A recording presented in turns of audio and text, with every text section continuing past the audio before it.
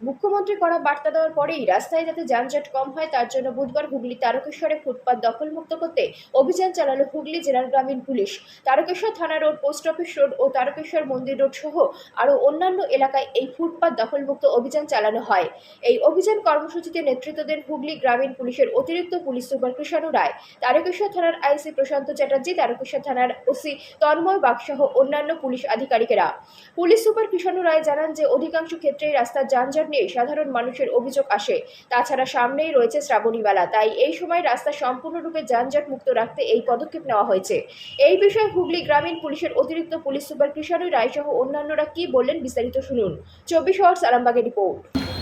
Public হাঁটছে রাস্তা দিয়ে, গাড়ি ঘোড়া আসছে, লোকের ধাক্কা লাগছে।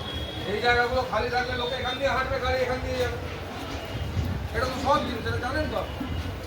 আপনি এখানে মাল বিক্রি করছেন, লোক কী করছে, ওখানে দাঁড়িয়ে কিনতো, লোক কী করছে, এতটা দূরে দাঁড়িয়ে কিনতো, পুরো রাস্তাটা ব্লক হয়ে যাচ্ছে। বুঝলে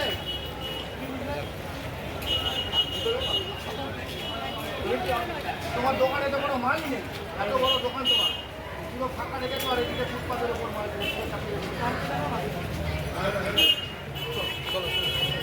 তারকেশ্বর মিউনিসিপ্যালিটির মন্দির চত্বর এবং আশেপাশে যে জায়গাগুলো আছে আমরা দেখি বা বিভিন্ন পথচারীদের কাছ থেকে অনেক সময় আমরা যে অভিযোগটা পাই যে দোকানগুলো সব রাস্তার ওপর চলে আসছে।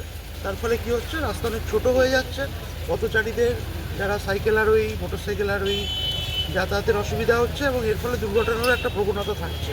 তো আজকে আমরা সমস্ত মন্দির চত্বর এবং বাকি যে এলাকাগুলো আছে তাদের বলে গেলাম যে যারা দোকানগুলোকে সামনে বাড়িয়ে রেখেছে বা অনৈতিকভাবে রাস্তার উপরে চলে এসছে তাদের বললাম যে আজকের মধ্যেই যেন সরিয়ে নেয়, নাহলে আমরা আইনানুগ ব্যবস্থা নেব। সামনে আমাদের শ্রাবণী মেলা আছে, তো প্রচুর দর্শনার্থী এখানে সমাগম হবে, তো সেটারও একটা আমরা বলতে পারেন প্রাথমিক একটা কাজ আমরা থানার তরফ থেকে করলাম।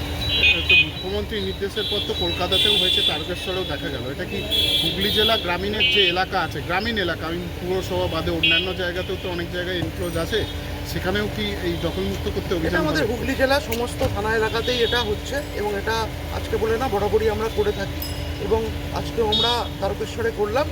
বিশেষ করে আমাদের শ্রাবণী মেলা সামনে যেহেতু আছে, তারই একটা বলতে পারেন যে একটা পদক্ষেপ হিসাবে এটা আমরা আজকে করলাম এবং আমরা আবার 2-3 দিন পরে আবার আমরা একটা এর ফিডব্যাক নেব যে যেগুলো আমরা ইনস্ট্রাকশন দিয়ে গেলাম সেগুলো দোকানদাররা কতটা মেনেছে এবং তারপরে আমরা নেক্সট যেটা আইনানুগ ব্যবস্থা নেওয়া সেটা আমরা থানার তরফ থেকে করব।